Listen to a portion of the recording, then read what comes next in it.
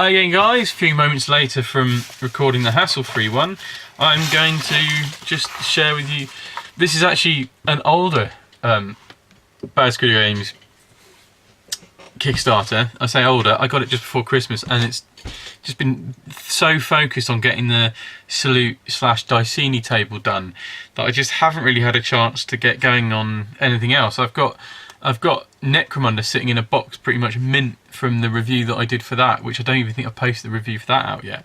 Just been so busy with getting the table ready for Salute. So this is what it came with. Obviously a nice little thank you note, which is always nice.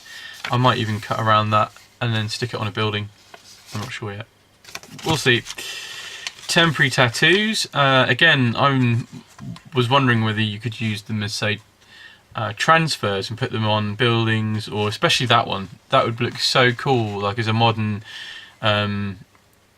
mural, something on the side of a building. And then the others you could even use that one on a vehicle, maybe. I don't know. So we'll see what we can do with those. I don't know if anybody else had a play around with them. If they have, do let me know. If you've ever used body tattoos like that, or temporary body tattoos to put on buildings or on vehicles or anything with miniatures. I know some people use nail, like the decals you can get to put on ladies' nails and stuff. Say ladies, anybody can put them on. Anyway, set of badges. Now I have a soft spot for guinea pigs because they were the sort of my pet. They're my favourite pet when I was growing up. So you've got guinea pigs and rabbits and obviously that is Raging Annie, which is pretty cool. I like them all. I haven't put any on yet, but obviously this one is my favourite, and it'll become clear as to why in a minute. So I backed it for, I must have backed it for 5 figures. That's exactly what I've got. I'm not going to be able to tell you all the names for them, but if I do a bit of research on Tinternet, I shall put them at the end, along with a little splash for Bad Squiddo Games that you know where to get them from. But I'm not sure how much of these you can see in great detail.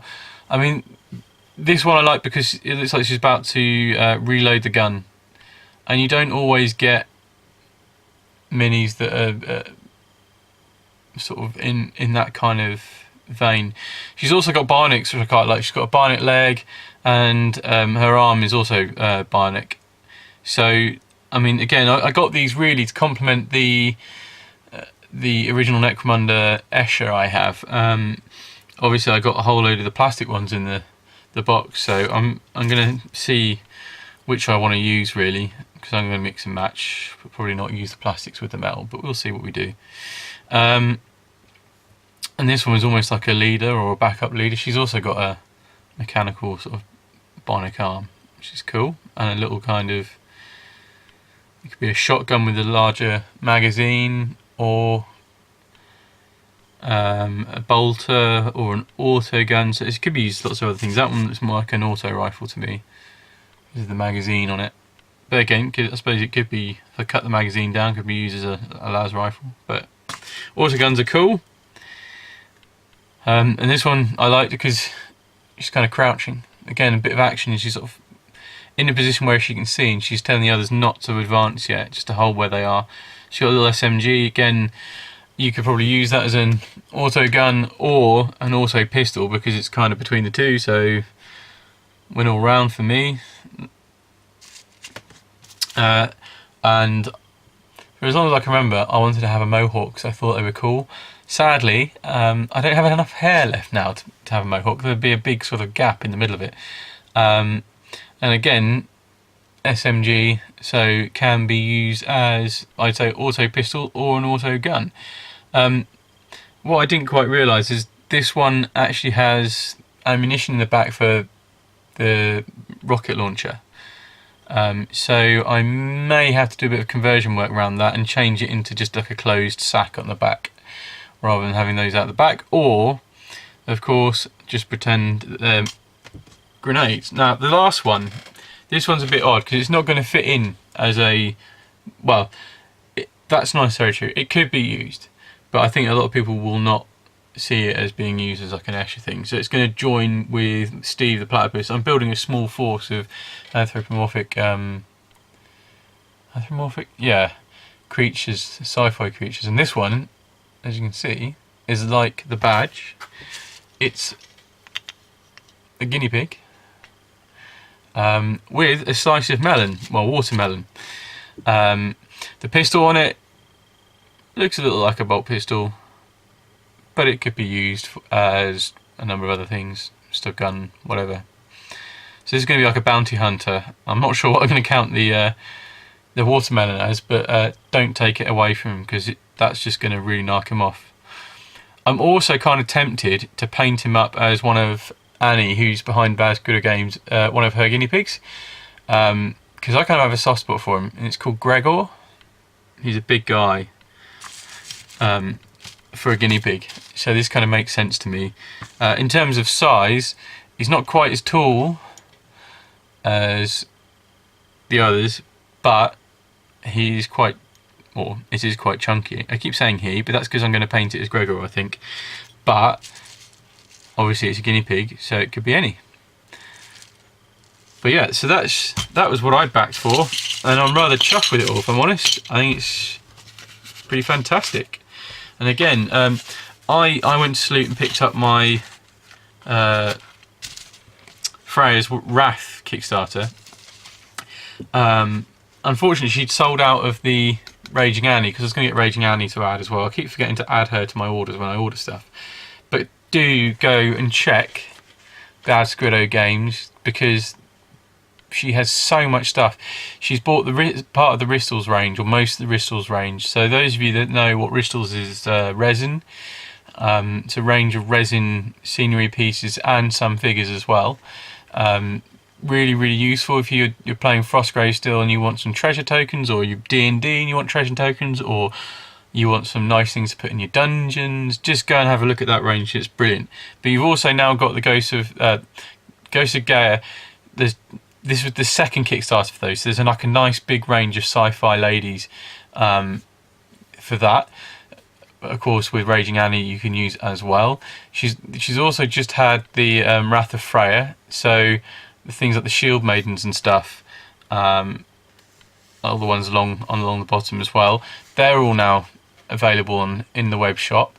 And then you've also got the things like she's got the Russian ladies for World War II, for those bolt action fans, and she's got some other fantasy stuff as well. So just go and have a look. I recommend that you do, especially if you want to add diversity to your forces. If you're playing Saga, you can buy some of the Shield Maidens, and even if you're someone that's a bit skeptical about whether there were women present in Viking forces or not, I think there's evidence enough to suggest that women came over with them. Whether they fought in battles, I don't know that we'll really know until, well, I don't think we'll ever really know, but I think it's fair to say that there are quite a few examples in both ancient and up to Dark Ages, and if not into Middle Ages, of women fighting in battles, not necessarily because they were frontline troops, but they maybe would have been with the baggage train and protecting it, or things like ambushes. I think a lot of ancient warfare and Dark Age warfare was all these pitched battles that we hear about, because it's all that's really pushed on us at school in history. But I think reality is that the skirmishes were far more commonplace, that little pushes for power over pockets of land and sort of tribal household battles. And I think in those circumstances, I don't know that communities would have been big enough not to have used every able hand that they had for defence or attack. And if a village was attacked, or a piece of land was attacked, I think people would have just rallied together. I mean, being from Norfolk and looking at our unique kind of history, it would seem that way to me. I think, especially when you look at like the likes of Boudica and stuff. And I don't know that a lot changed massively in terms of people's ideas around women fighting for a long time. It was just part of it was a way of life, I think. But anyway, if you go and have a look, she's got tons of stuff. She also stocks different ranges. So if you want some statuesque miniature stuff, she has those as well, which is quite handy if you're already getting something from Annie, from Bad Squiddo Games. She stocks some of the statuesque stuff that you can just throw in your cart as well, so it saves a bit on postage going that way. Anyway guys, I think I've reviewed this one to death. Again, I'll take some photos in, some line-up photos of the various miniatures I've got in here. I think I'm going to have to do a couple, because I'm going to have to do, I might even have to build a newer, well, I think the newer Necromunda stuff is bigger anyway. I'll get a range of figures to compare, and I'll obviously compare the guinea pig with some of like Hasselfreeze as well, and then people will get an idea of how big it is and compare it to those. Alright guys, so that's the second one down of some of the reviews that I'm doing at the moment, and I shall be back with another one very shortly. Catch you later guys, bye bye now.